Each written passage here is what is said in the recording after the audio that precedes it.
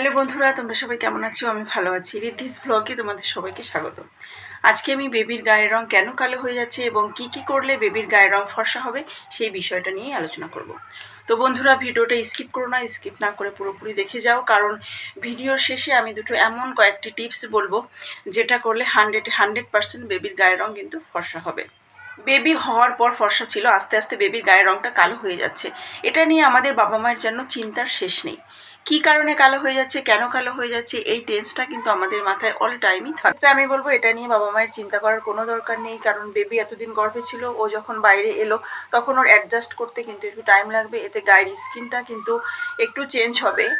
কিছুদিন গেলে দেখবে বেবি কিন্তু আস্তে আস্তে আগের পজিশনে ফিরে এসেছে। তো প্রথম ক্ষেত্রে আমি বলি বেবির গায়ের রং কেন কালো হয়ে যাচ্ছে। বেবির গায়ের রং কালো হওয়ার জন্য কিন্তু আমরা বাবা মারাই দায়ী। বাবা মারা কী করে দেয় সেটা আমাদের হাজারো প্রশ্ন চলে আসে, কারণ আমরা তো টেক কেয়ার করবো বেবিদের, আমরা টেক কেয়ার করেই থাকি, স্কিনের যত্ন নিয়েই থাকি, কিন্তু আমরা সেটাকে প্রপারলি নিতে পারি। প্রথমেই বলবো প্রপার টাইমে বেবিকে সানলাইটে না আনা।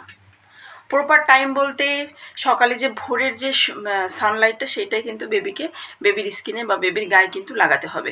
আমরা তেল মেখে বেবিকে, আমরা এখন কি করে থাকি, বেবির স্কিনে তেল মেখে একদম 10টা কি 12টা 11টার দিকে আমরা বেবিকে রোদে রেখে দিচ্ছি। এই উইন্টারে আমরা বেবিকে তেল মেখে একদম টানা 1 ঘন্টা আধা ঘন্টা রোদে রেখে দিচ্ছি। এতে কি হবে, সূর্যের যে আল্ট্রাভায়োলেট রেটা সেটা কিন্তু বেবির স্কিনকে কালচে করে দিচ্ছে, কালো হয়ে যাচ্ছে, ট্যান পড়ছে।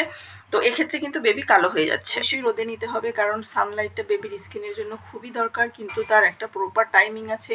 সেই টাইমিংটা মেনটেন করে বেবিকে সূর্যের আলোতে বা রোদে নিয়ে যাও, দেখবে বেবির স্কিনটা কিন্তু ভালো থাকছে এবং যে উপকারটা রোদ থেকে যে উপকারটা আসছে সেটাও কিন্তু ও পেয়ে যাচ্ছে। সকালে ভোর মানে 6টা কি 7টার দিকে যে মিষ্টি রোদটা, সেই রোদটাই কিন্তু বেবির শরীরে লাগানোটাই কিন্তু ভালো। সেক্ষেত্রে আমি বলবো তোমরা 10 থেকে 15 মিনিট থাকতে পারো। তাতে বেবির স্কিনে তুমি তেল মালিশ করলে কি করলে না, তাতে কিন্তু কোনো কিছু হবে না। তোমরা অয়েল ম্যাসেজ করতেও পারো, নাও পারো। এমনিই তোমরা বেবিকে ওই টাইমটায় সূর্যের আলোতে নিয়ে যাও, তো এটাই কিন্তু এনাফ। যেহেতু শিশুর স্কিন পরিচর্যা না করা, তো প্রথম ক্ষেত্রেই আমরা বলবো, আমরা কিন্তু অনেক মা বাবাই আছি, শিশুর ঠান্ডা লেগে যাচ্ছে ভয় কিন্তু আমরা বেবির স্কিনে কোনো মানে বডি ওয়াশ ইউজ করি না, বা স্নানের সময় কিন্তু কোনো কিছু ইউজ না করেই কিন্তু বেবিকে স্নান করিয়ে নিয়ে চলে আসছি। এই বিশেষ করে এই উইন্টারে আমরা ঠান্ডা লাগানোর ভয়ে কিন্তু বেবিকে 1 সপ্তাহ হোক, 15 দিন হোক, বা মাসের পর মাস চলে যাচ্ছে, কিন্তু আমরা বেবির স্কিনে কোনো বডি ওয়াশটা আমরা ইউজ করছি না। এটা কিন্তু একদমই করা যাবে না। তোমার বেবির শরীর বুঝে তুমি বেবিকে অবশ্যই সপ্তাহে 1 দিন কি 2 দিন বডি ওয়াশ কিন্তু ইউজ করতে হবে। বেবিকে কিন্তু সুন্দর করে স্নান করিয়ে নিতে হবে। আমরা অনেকেই উইন্টারে কিন্তু বেবির স্কিনে ময়শ্চারাইজার ইউজ করি।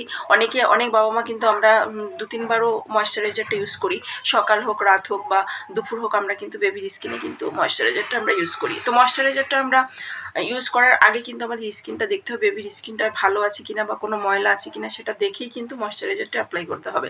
গায়ে ময়লা আছে সেটার উপর কিন্তু ময়শ্চারাইজার অ্যাপ্লাই করলে কি হবে, কিন্তু ওই বা র্যাশ হবে, বিভিন্ন ধরনের মানে স্কিন যে প্রবলেমগুলো সেটা কিন্তু দেখা দেবে। তাতে কিন্তু আপনার বেবির স্কিনটা ড্যামেজ হবে, ফলে কিন্তু বেবির স্কিনটা একদম কালচে হয়ে যাবে। ফর্সা করার বদলে কিন্তু আরও বেশি স্কিনটা কিন্তু কালো হয়ে যাবে। যখন ময়শ্চারাইজারটা অ্যাপ্লাই করব তখন অবশ্যই একটা তাওয়াল ভিজিয়ে বেবির স্কিনটাকে ভালো করে মুছে তারপরে কিন্তু আমরা ময়শ্চারাইজারটা অ্যাপ্লাই করব। আমরা আসি ভুল প্রোডাক্ট ইউজ। আমরা কিন্তু অনেকেই জানি না আমার বেবির স্কিনে কোন প্রোডাক্টটা শ্যুট করছে। আমরা কিন্তু অনেক বাবা মাই এখনও পর্যন্ত আমরা জানি না। তো আমরা যখনই কোনো প্রোডাক্ট আমরা ইউজ করব, বেবি প্রোডাক্ট ইউজ করব, তো আমরা কিন্তু তখন বেবির স্কিনে কোনটা শ্যুট করে সেই অনুযায়ী কিন্তু বেবির স্কিনে কিন্তু আমরা প্রোডাক্ট অ্যাপ্লাই করব। এখন আমরা বলবো বেবির স্কিন কি করে ফর্সা করা যায়। আদৌ কি বেবির স্কিন ফর্সা করা যায়? এটা কিন্তু কখনোই সম্ভব নয়। বেবির স্কিন যেমন আছে তেমনই থাকবে। আমরা কিন্তু বেবির স্কিনটাকে একটু গ্লোয়িং করতে পারি, একটু সুন্দর করতে পারি। আমরা অনেকেই আছি, আমরা শুনতে পাই বাচ্চা যখন গর্ভে থাকে যে মা যদি এই নারকেল বা এই জাফরান এইসব খেলে নাকি বেবি ফর্সা হয়। এটা কিন্তু কখনোই সম্ভব নয়। বেবির স্কিন যেটা সেটা কিন্তু অনেকটা বংশগত একটা ব্যাপার। বেবির বাবা মা, ঠাকুরদা বা মানে ঠাম্মি গায়ের রঙের উপর কিন্তু অনেকটা ডিপেন্ড করে। বলবো বেবির স্কিনটাকে কিন্তু কখনোই ফর্সা করা সম্ভব নয়। কোনো প্রোডাক্ট দিয়ে কিন্তু বেবিকে একদমই ধবধবে সাদা করা সম্ভব নয়। আমরা একটাই করতে পারি, বেবিকে বেবির স্কিনটাকে সুন্দর করতে পারি, হেলদি করতে পারি, গ্লোয়িং করতে পারি। স্কিনকে সুন্দর করতে, গ্লোয়িং করতে আমাদের বিভিন্ন ধরনের টিপস আছে, এগুলো আমাদের ফলো করতে হবে। বেবির 6 মাস হোক কি 6 মাসের নিচে হোক বা 6 মাসের উপরে হোক, বেবির স্কিনে আমরা অয়েল ম্যাসেজটা করতে পারি। উষ্ণ গরম মানে তেল হতে হবে, একদম আগুনে দিয়ে, ডিরেক্টলি আগুনে দিয়ে গরম করে ওই তেলটা দেওয়া যাবে না, তাতে কিন্তু স্কিনটা পুড়ে যেতে পারে। একটা পাত্রে জল নিয়ে সেটা গরম করে তার উপর তেলের বাটিটা রেখে সেই তেলটা বেবির স্কিনে কিন্তু অ্যাপ্লাই করতে হবে। দ্বিতীয়ত হচ্ছে বেবির স্কিনটাকে পরিচর্যা করতে হবে, বেবির স্কিনের যত্ন নিতে হবে। বেবিকে প্রতিদিন স্নানের সময়, বিশেষ করে গরমকালে স্নানের সময় কিন্তু বেবির বডিতে বডি ওয়াশটা অ্যাপ্লাই করতে হবে। সোপটা ইউজ না করাই ভালো। বেবির মুখে কিন্তু কখনোই সোপ বা বডি ওয়াশ কোনো কিছুই অ্যাপ্লাই করা যাবে না, শুধু বডিতেই অ্যাপ্লাই করতে হবে। তৃতীয়ত বলবো বেবির স্কিনে ময়শ্চারাইজারটা সবসময় ইউজ করতে হবে, তাতে বেবির স্কিনটা নরম থাকবে। আর যাদের স্কিনে তোমরা ময়শ্চারাইজারটা ইউজ করছো না, দেখবি স্কিনটা কেমন খসখসে হয়ে গেছে, শুষ্ক হয়ে গেছে, তো দেখতেও ভালো লাগবে না, মনে হয় স্কিনটা কেমন যেন ড্যামেজ হয়ে যাবে। তো আমরা যদি বেবিকে দুইবার হোক বা 3বার হোক বা একবার হোক, বেবির স্কিনে কিন্তু আমাদের ময়শ্চারাইজারটা অ্যাপ্লাই করাটা খুবই দরকার। গরমকালে একবার ইউজ করাটাই ঠিক আছে স্নানের পর, কিন্তু শীতকালে কিন্তু 2 থেকে 3বার কিন্তু বেবির স্কিনে ময়শ্চারাইজিংটা করতে হবে, সঙ্গে কিন্তু অয়েল ম্যাসেজটা করতেই হবে। এবার বলবো দুটো টোটকা, যে দুটো টোটকা অ্যাপ্লাই করলে তোমার বেবির স্কিনের যে গ্লোয়িং ভাব, যে গ্লোয়িংটা সেটা চলে আসবে, হেলদি স্কিনটা হেলদি থাকবে, বেবিটাকে দেখতে সুন্দর লাগবে।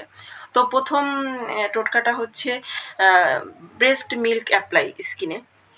বেবি 6 মাসের নিচে হোক বা 6 মাসের উপরে হোক, ব্রেস্ট মিল্কটা যদি বেবির স্কিনে অ্যাপ্লাই করা হয় না, তো সেটার ক্ষেত্রে দেখবে দারুণ একটা ফল পাবে।